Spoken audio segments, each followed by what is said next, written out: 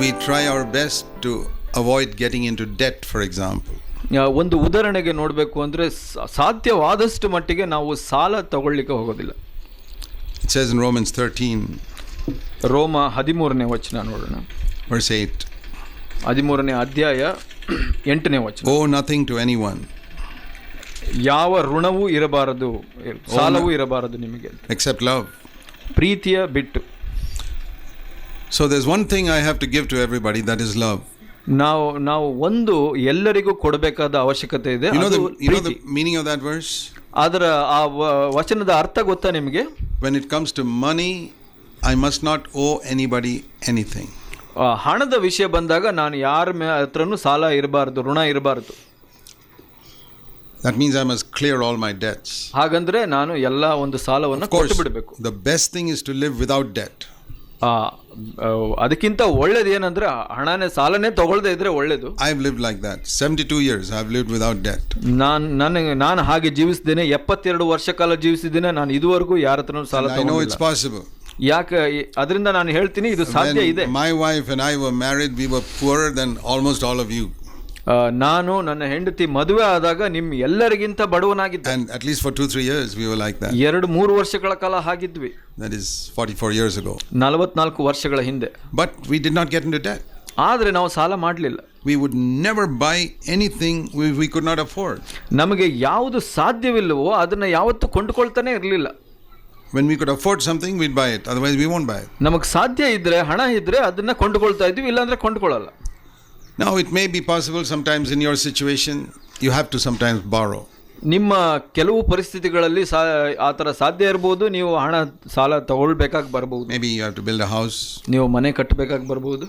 That's all right. ಪರವಾಗಿಲ್ಲ. That's not a debt because a house is there.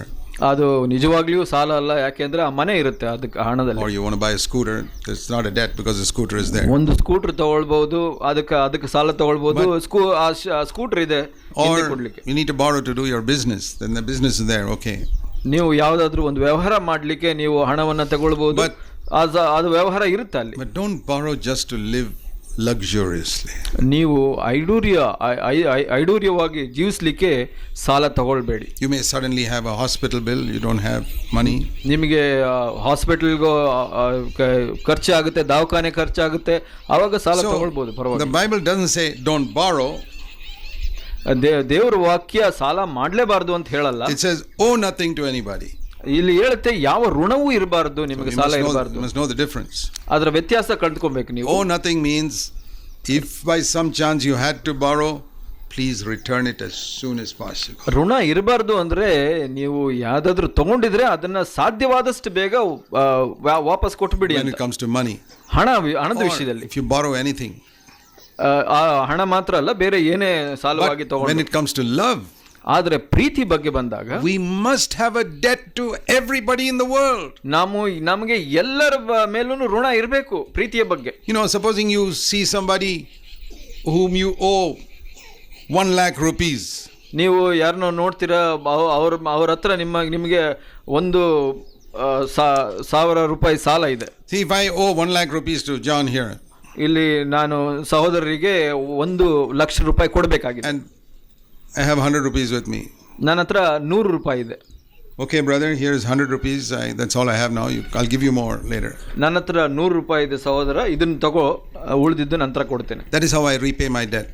ಹಾಗೆ ನಾನು ನಮ್ಮ ಸಾಲವನ್ನು ಕೊಡ್ತೇನೆ. I have to look at everybody as somebody I have a debt to.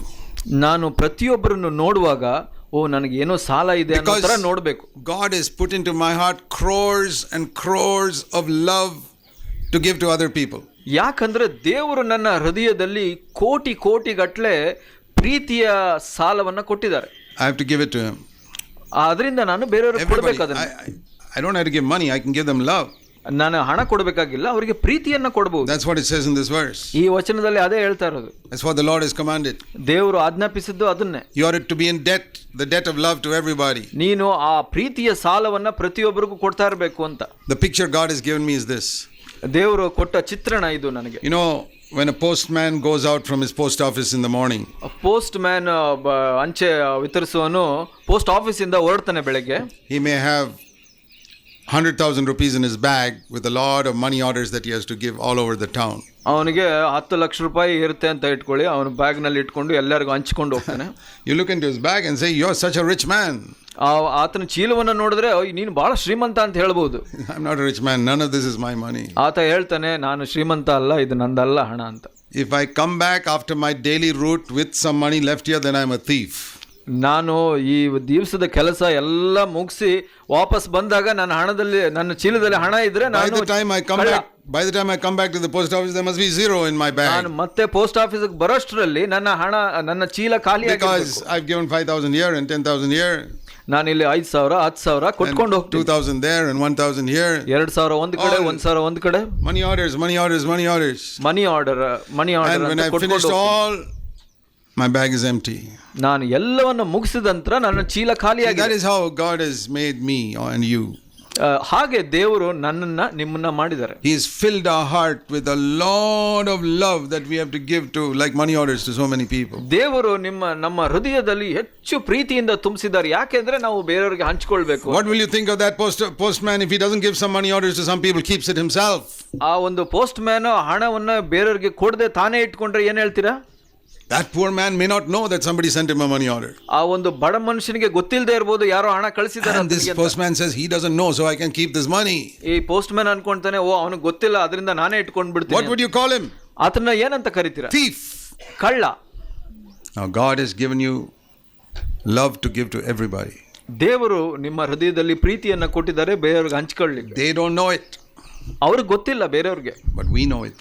ಆದ್ರೆ ನಮಗೆ ಗೊತ್ತಿದೆ. God has given us not money order but a love order to give to other people.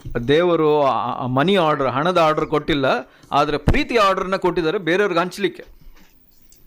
We have to give it. ನಾವು ಕೊಡಲೇಬೇಕು. Whom should you give it to first? ಯಾರಿಗೆ ಕೊಡಬೇಕು? ಮುಖ್ಯವಾಗಿ ಮೊದಲನೇದಾಗಿ your wife, ನಿಮ್ಮ ಹೆಂಡತಿ and your husband, ನಿಮ್ಮ ಗಂಡನಿಗೆ. because the other people you see every day. ಪ್ರತಿ ದಿವಸ ನೀವು ನೋಡುವಂತವ್ರು ಅವರೇ. your children, ನಿಮ್ಮ ಮಕ್ಕಳಿಗೆ. your neighbor who is throwing the garbage into your compound. ನಿಮ್ಮ ಮನೆಯ ಕಾಂಪೌಂಡ್ ನಲ್ಲಿ ಕಸ ಎಸೆಯುವಂತ ನೆರೆಯವರಿಗೆ ಕೊಡಬೇಕು. poor man. ಅವರು ಬಡವರು, ಅವ್ರಿಗೆ ಗೊತ್ತಿಲ್ಲ. he's a beggar. ಆತ ಬಡವನಾಗಿದ್ದಾನೆ. I am a rich man. I've got so much love. ಆತ ಭಿಕ್ಷುಕ, ನಾನು ಶ್ರೀಮಂತ, ನನಗೆ ಎಷ್ಟೊಂದು ಪ್ರೀತಿ ಇದೆ. I'll tell you one true story. It happened to one brother in our church. ನಮ್ಮ ಸಭೆಯಲ್ಲಿ ನಡೆದಂತ ಒಂದು ನಿಜವಾದ ಒಂದು ಕಥೆಯನ್ನು ಹೇಳ್ತೀನಿ. ನಮ್ಮ ಸಹೋದರನಿಗೆ ನಡೆದ. He built his new house one place.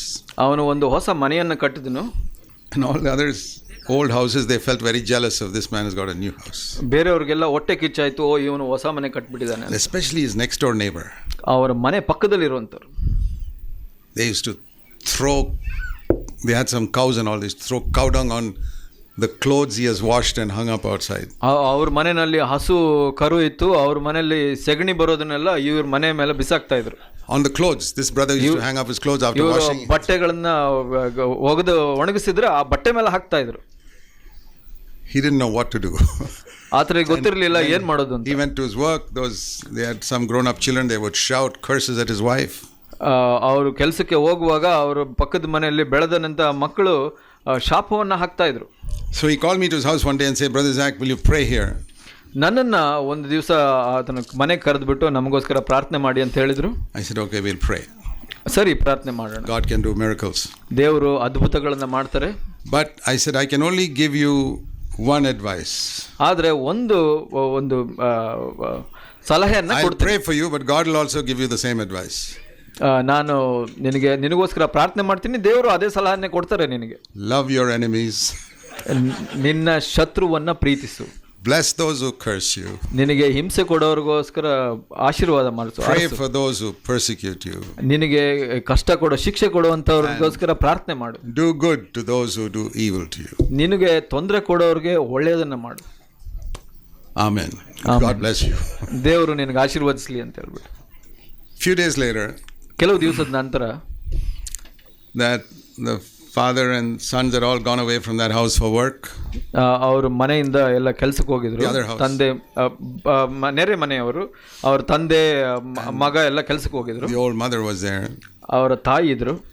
She fell down ಆಕೆ ಬಿದ್ದೋಗ್ಬಿಟ್ರು, and I think broke her hip or something. ಅವರ ಸೊಂಟ ಮುರ್ಕೊಂಡ್ರು. And there was nobody in the house.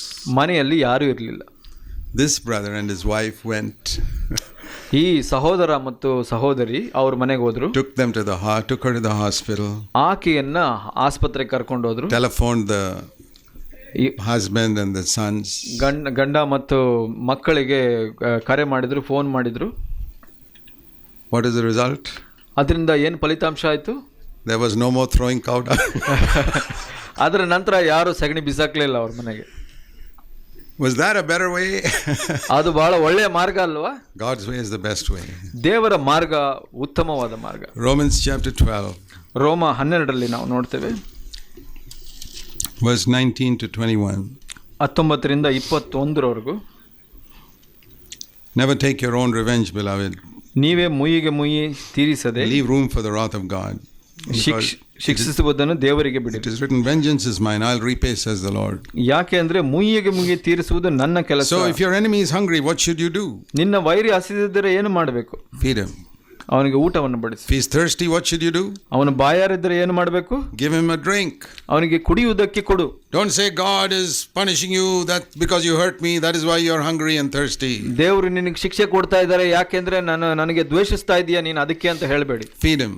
ಅವನಿಗೆ ಊಟ ಕೊಡು. Drink. ಅವನಿಗೆ ಕುಡಿಯೋದಕ್ಕೆ ಕೊಡಿ. In doing that, you'll heap burning coals upon his head. ಹಾಗೆ ಮಾಡೋದ್ರಿಂದ ಅವನ ತಲೆಯ ಮೇಲೆ ಕೆಂಡಗಳನ್ನು ಕೂಡಿಸಿಟ್ಟದ್ದು. You know, those are the coals of fire, of love. ಅದು ಆ ಪ್ರೀತಿ, fire of love. ಆ ಒಂದು ಪ್ರೀತಿಯ ಬೆಂಕಿಯಾಗಿರುತ್ತೆ. He's saying you'll put fire of love into his head. ಆತನ ತಲೆಯ ಮೇಲೆ ನಿಮ್ಮ ಪ್ರೀತಿಯ ಬೆಂಕಿಯನ್ನು ಹಾಕಬೇಕು. So don't be overcome by evil, but overcome evil with good. ಕೆಟ್ಟತನಕ್ಕೆ ಸೋತು ಹೋಗದೆ ಒಳ್ಳೆಯತನದಿಂದ ಕೆಟ್ಟತನವನ್ನು ಸೋಲಿಸು. Will it be written about your life that you did as the Lord commanded in this verse? ನಿಮ್ಮ ಜೀವಿತದ ಬಗ್ಗೆ ಈ ವಾಕ್ಯದಲ್ಲಿ ಬರೆದಂತೆ ಆಜ್ಞಾಪಿಸಿದಂತೆ ಮಾಡಲ್ಪಟ್ಟಿದೆ ಅಂತ ಬರೆಯಲ್ಪಡುತ್ತಾ? See, in that brother's life it will be written like that. He overcame evil with good. ಆ ಸಹೋದರನ ಬಗ್ಗೆ ಬರೆದಿರುತ್ತೆ, ಕರ್ತನು ಆಜ್ಞಾಪಿಸಿದಂತೆ ಮಾಡಿದನು ಅಂತ. It must not be just in one incident. ಇದು ಒಂದೇ ಒಂದು ಘಟನೆಯಿಂದ ಅಲ್ಲ.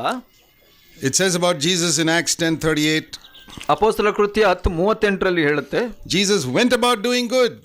ಯೇಸು ಹೋಗಿದ್ದ ಅಲ್ಲೆಲ್ಲ ದೇವರನ್ನ ಒಳ್ಳೆದನ್ನ ಮಾಡಿದನು ಅಂತ. Acts 10:38. 38. Wherever he went, he did good. ಅವನು ಹೋಗಿದ್ದಲ್ಲೆಲ್ಲ ಉಪಕಾರಗಳನ್ನ ಮಾಡಿದನು ಅಂತ. When somebody cut off the soldier's ear, Jesus healed it immediately. ಯಾರೋ ಒಬ್ಬ ಸೈನಿಕನ ಕಿವಿಯನ್ನ ಕತ್ತರಿಸಿದ್ರೆ ಅದನ್ನು ಗುಣಪಡಿಸಿದನು. So let's follow his example. ಆತನ ಒಂದು ಉದಾಹರಣೆಯನ್ನ ಅನುಕರಿಸೋಣ ನಾವು. That it will be written that we did everything as the Lord commanded. ನಮ್ಮ ಬಗ್ಗೆ ಹೀಗೆ ಬರೆಯಲ್ಪಟ್ಟಿರಬೇಕು, ಕರ್ತನು ಆಜ್ಞಾಪಿಸಿದಂತೆ ಮಾಡಿದನು. Let's pray. ಪ್ರಾರ್ಥಿಸೋಣ. Heavenly Father, ಪರಲೋಕ ತಂದೆಯೇ, help us to take your word seriously. ನಿನ್ನ ವಾಕ್ಯವನ್ನು ಗಂಭೀರವಾಗಿ ತಗೊಳ್ಳಿಕ್ಕೆ the glory of God will be seen in our life. ನಮ್ಮ ಜೀವಿತದಲ್ಲಿ ನಿನ್ನ ಮಹಿಮೆ ಬರಲಿ. In Jesus' name. ಯೇಸುವಿನ ನಾಮದಲ್ಲಿ ಬೇಡ.